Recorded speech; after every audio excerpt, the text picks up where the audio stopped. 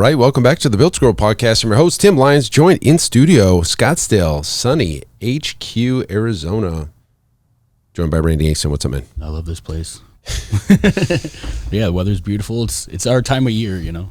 Oh, that's right. Yeah, we got all the snowbirds coming in from the snowy, wintry parts of every corner of the country. Of Canada. Yeah, Canada, well. Yeah. All right, guys, so we're going to talk a little bit about large group training here. You know, it's funny, if you go back and you look at the rise of large group training, it was in response to, you know, the ability to scale, right? It was, hey, we do one-on-one training, but how do we do a large group of people together and do a class base? Obviously, there was the Les Mills and the Group X stuff, but this was more of a training model style. And the boot camp rise and everything, gosh, if you look back, it's got to be mid to late 2000s. Orange Theory was 2010. You know, right around that time, everybody jumped into the large group training bandwagon, HIT training, Tabata. It's like one research study came out about fat loss and EPOC, and everybody jumps on board.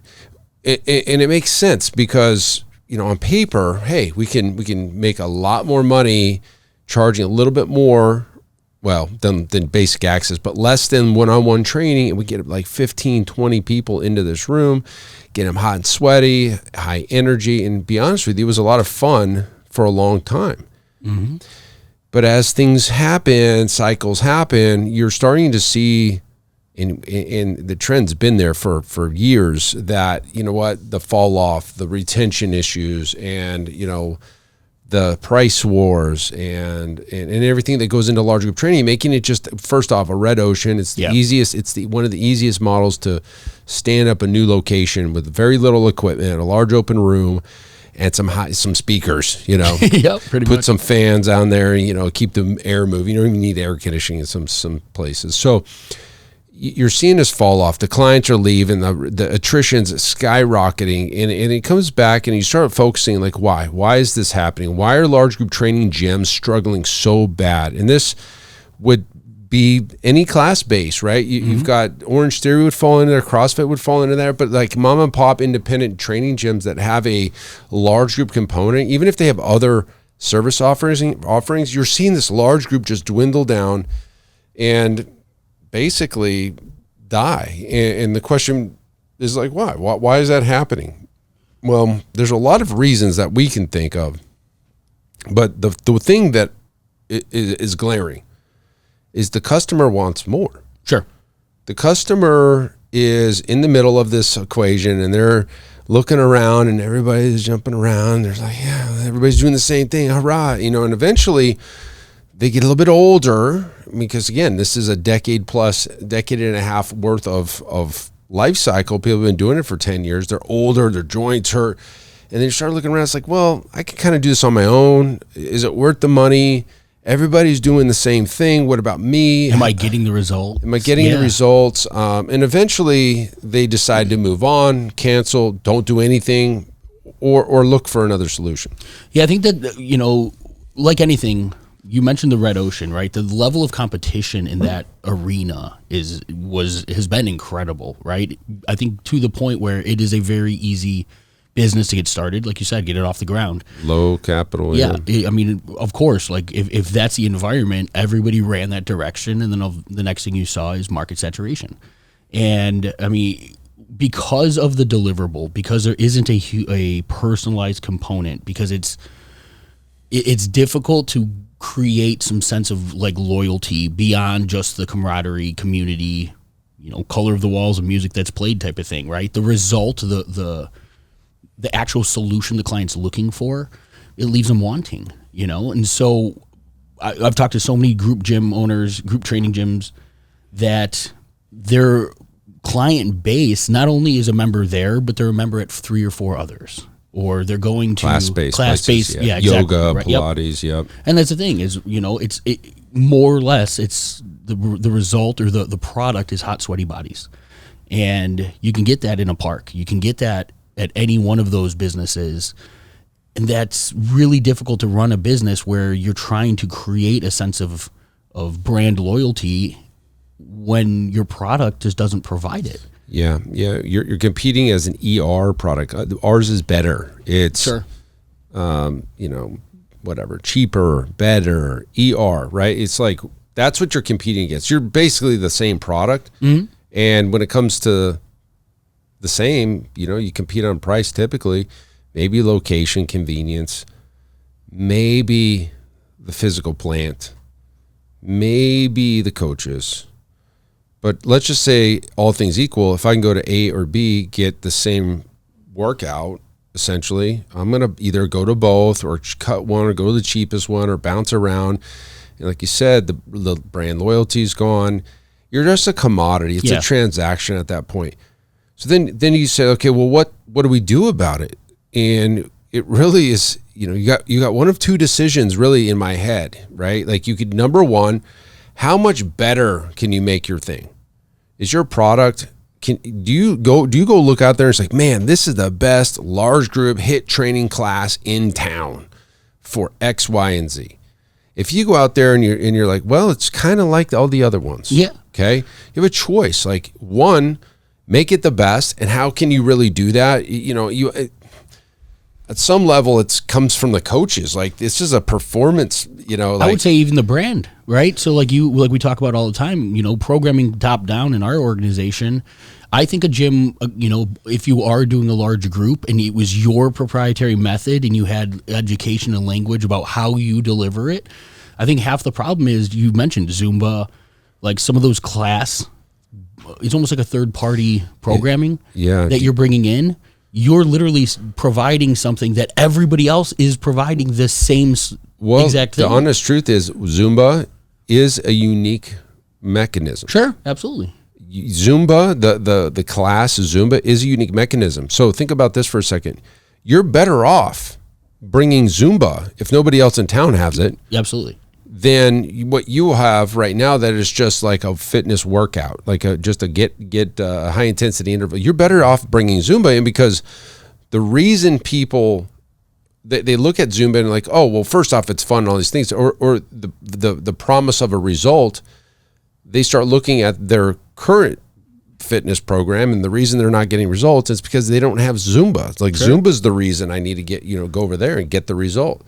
I think the other half of that, though, is that it's not proprietary to your gym. When the gym, because almost every demographic, I'm sure, has the large group training gyms have a boot camp class, or have a cardio kickboxing class. They've got a Zumba class. They've got all of these. It's the same. Almost every business you go to. Yeah. So when it's all the same, it becomes a commodity, which is then driven by price again, or convenience, depending. So somebody might pay a little bit more to go closer to their house because it's more convenient. In the long run, it's cheaper for them because they don't have to drive across town, right? Or you decide to change your model. Yeah. That is what we suggest, because we're going to get into semi-private training, but that is the perfect solution to solve your attrition problems, to solve your acquisition problems, to solve your customer lifetime value problems, and everything else in between. Because number one, first and foremost, the product of semi-private training is a higher value to the client than large group training, just alone in the fact that it's customized to the person. Yep. And if we're thinking about what a person's really, really paying for, at least in the gyms that we work with, they're paying for that attention. Mm-hmm. They want to know that this workout's designed for them, and they're going to get the attention that they deserve and pay for, and they're willing to pay for at your gym. They may not be willing to pay for that, therefore they fall down to the lower level because they don't value the attention or the customization. And so, like, that's the decision you have to make. Do we want to be one of many, or do we want to be one of one? Unique mechanism, semi-private training, nobody else in town, or even if somebody else is running semi-private. I would hope by now most markets have it, but it's not the case. It's not as common as you think, yeah.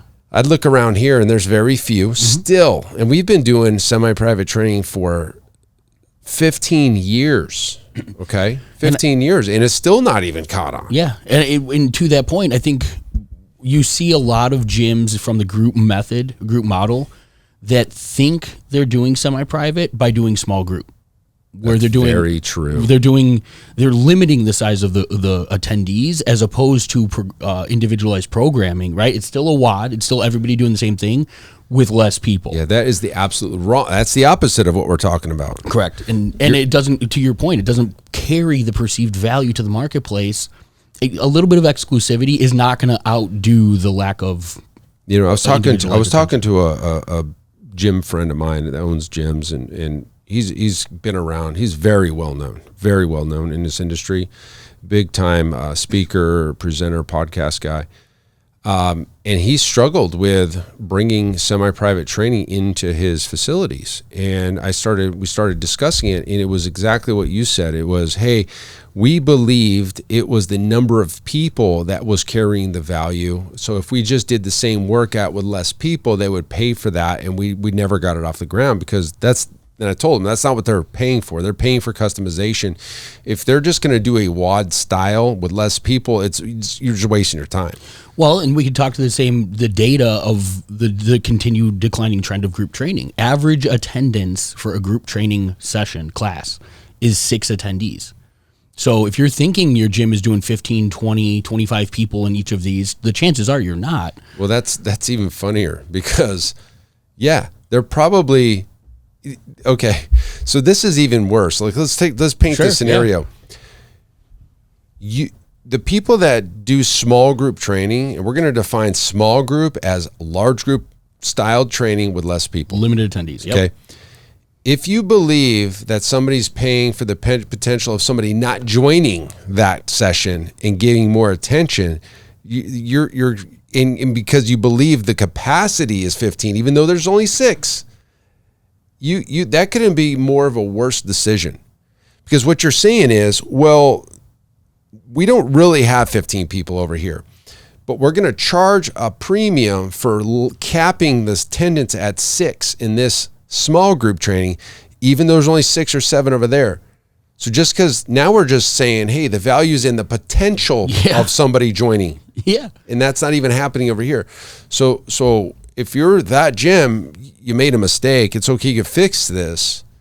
But really what we're talking about is capping the session at 6 people with custom strength and conditioning, periodized training. Yes.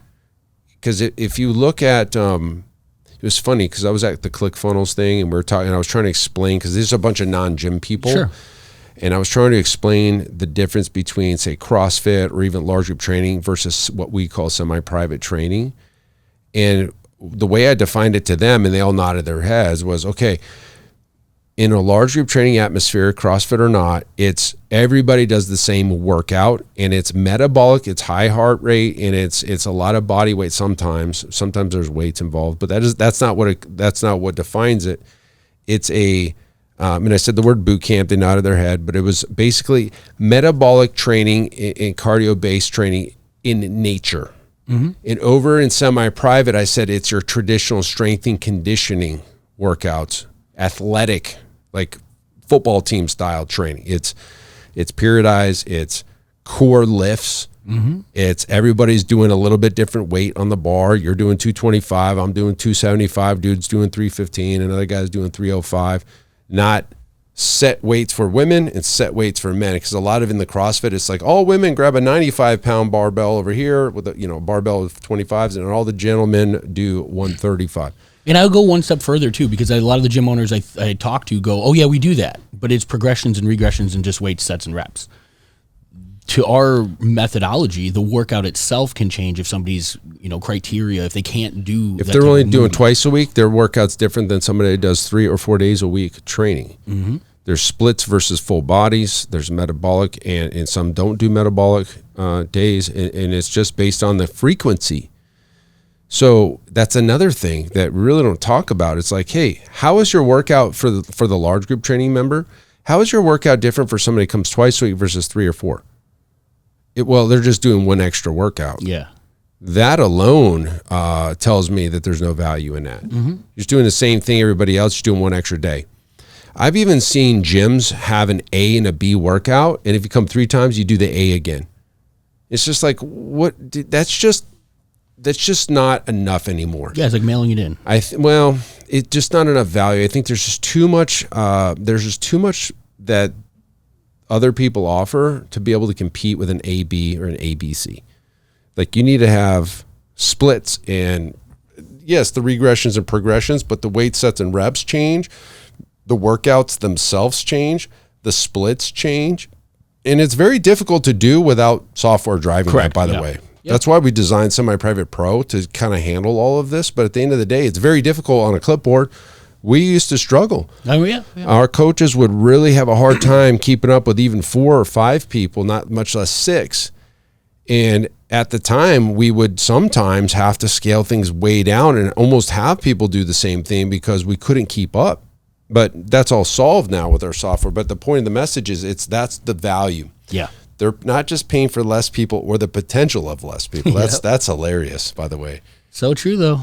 I mean, and again, we're speaking about this from a place where we're constantly looking at data. We're looking at the way the entire industry is playing out. We're looking at the trends of the service as a whole. This isn't just personal to our business versus somebody who does something different. Like this, it's coming from the data that's being produced around the models themselves.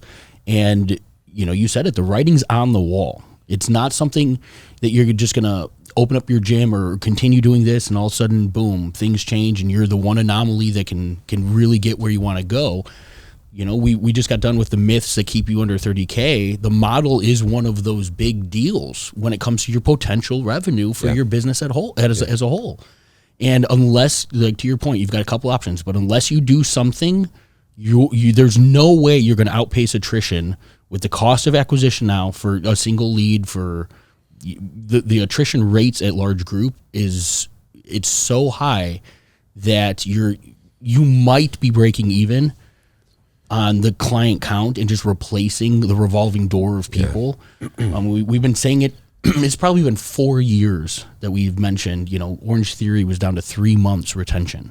Like, could you imagine, you listening, could you imagine replacing your entire client base 4 times a year? Can you afford to? Yeah. You can't afford it. No. You can't afford it. It's you're not charging enough anyway. So there's all these different things that go into it, but the writing's on the wall. Large group training, not only is a red ocean, it's just a model that doesn't make sense anymore. There was some novelty to it. Sure. There was some novelty. There was some novelty to the garage gym. And there was some novelty to the hot, sweaty, high energy, kick your ass into the ground style of training, like the boot camp, the military style. There was some novelty there. But now, again, it's a commodity. It's the easiest model to stand up as far as a new gym goes. Why would you just play over there? Why don't you just create your own new category in your market? Semi-private training. This is not small group. We got to be clear about this. This is not large group with less people. This is a totally different way. And it's not anything that anybody in your market is probably doing, and will allow you to attract a client that's looking for a more affluent client, and you can charge more. Mm-hmm. I would say the lowest I'm seeing anybody in our coaching programs charging is around $399 a month. That's the lowest. I also see as high as $799, which is great, right? It's great. You don't need that many clients to really do well. And that's another big thing is, I think, gym owners traditionally, it was always the focus on client count as opposed to revenue generated, right? And obviously, as you provide a higher value service, those dollars add up a lot faster based on the number of people. But that's a big shift. I mean, it was a conversation I had with a gentleman this week who's in a large group model. And he just kept coming back with like the client count, like, oh, I have to get to these numbers in order to get to the revenue. And I was like, I want you to stop thinking about the number of people as the ticket there and start thinking about the revenue that you're generating. He's comparing semi-private to his acquisition costs and everything that he's doing with a large group. I was like, this is going to be everything's going to change. It's a different person. It is. It is. As much as I would love to say it's super simple to convert the people over, it's just not. A lot of them don't want semi-private. But that's okay, because there's a whole bunch of people that do that haven't been in your gym yet. Correct. You can convert large group training members, especially if you've been running semi-private for a long time and you're finally getting rid of large group. you can convert those people because they've been watching it for 3 years over here. And finally, when you finally pull the plug, all right, I'll go over there. Or they've tried it and they've kind of bounced back and forth. They know it. But it's very difficult to say, I've never done semi-private training. I've only got large group. I'm going to bring semi-private in and expect a whole mass of people to move over. You'll get some in the way that we have a system around how we do it. But what's cool is you're going to start running some different marketing and even email marketing to your current list. And all of a sudden, a whole new batch of people come up. And what you'll find is, and it's really, really interesting, is these guys don't complain. The new people, they don't complain. They're easy to coach. They're happy to be there. They're much more well off, affluent, typically, because that's what they're paying for. That they pay that higher price. And they're just more of a joy to be around versus the complainers at your lowest levels. And it's always the cheapest people that complain the most. Everybody's every gym owner. Yep. It's just really interesting. It's so interesting. And it's like, I don't know. You can psychoanalyze the hell out of that question. Why are the people that pay the least complain the most? And it's probably has a lot to do with how they are in regular life. And they can whatever. I can go into that on another episode, but they just do, and everybody's like, yeah, you're right. And when you get rid of those squeaky wheels, all of a sudden it's like, oh man, there's some commonness. There's less people. They're paying more. I can't wait to train this person because she's always a joy to be around, Mrs. Johnson, right? So it's something to consider. In fact, it's almost mandatory at this point. It's almost not even considering. It's like it's time to make a decision. Are you going to go down with the sinking ship of large group training, or are you going to move over to a new way, semi-private training, scalable? Again, this is not small group training. This is semi-private training, completely different. And save your gym and excel. Like once we got rid of large group, for once and for all, everything went up. Everything was great. Our retention went up. Our membership went up. Our revenue went up. Our length and terms went up. Everything went up. Yeah. And the big thing is, I mean, to just caveat or follow up with that, you're listening and you're weighing your choices left and right. Do I do this? Right? Tim said, are you going down with the ship? You might be thinking of all of the different things that you could do differently to try and save that. But if you agree that the path is semi-private, you have to decide how fast and when are you going to do this? Because we're having this conversation today. We've been talking about this as long as a podcast has existed. You think in 2 more years that we're going to be that same opportunity is going to be there for you to be the first in your market? No. Somebody in your market's going to either hear this or catch wind of what, make the same decision ahead of you. Right now is your greatest opportunity to make this transition and be ahead of everybody else. It's going to follow. Because it's inevitable. The industry has to evolve based on what the consumer is looking for, and the ultimate choice is not if, it's a when. And so my push for you is, take the look, understand it, educate yourself on the differences, but it's not going to be an if, it's just a when. Yeah, there's no doubt in my mind that large group training is a failing model once and for all. Like I've known this for a while, but like the numbers are starting to show up now from 2025. It's brutal. It's brutal. The attrition's skyrocketing. And again, the competition is continuing to grow. If you guys need help, we've got a link in the show notes. We've got a coaching program that talks all about semi-private, switching the model. In fact, that's the only thing we're even doing anymore is helping gyms get this model right and win once and for all, guys. We believe in this. This is what we do. This is not like, hey, we do this and we coach that. Like we coach our gym clients to the model that we run internally. Shouldn't that be the case? Shouldn't your coach have a gym? I don't know. There's reasons why you wouldn't, but like at this point, like if it's making money and it's running great, like keep the damn gym, right? Type of thing. But anyways, hopefully that helps you guys change your mind. Let's look at the numbers. We've got a whole projection analysis tool that'll help you out with this. That's it for this episode, guys. Until next time, keep changing lives. We'll see you on the next show. Bye. All right. Thanks for listening to another episode of the Built to Grow podcast. If you want more help growing your business, join our free Facebook group, Profit Accelerator, helping training gyms grow to $30,000 a month and beyond. We'd love to see you there. Go check out the show notes for the link and keep building something great. And we'll see you in the next episode.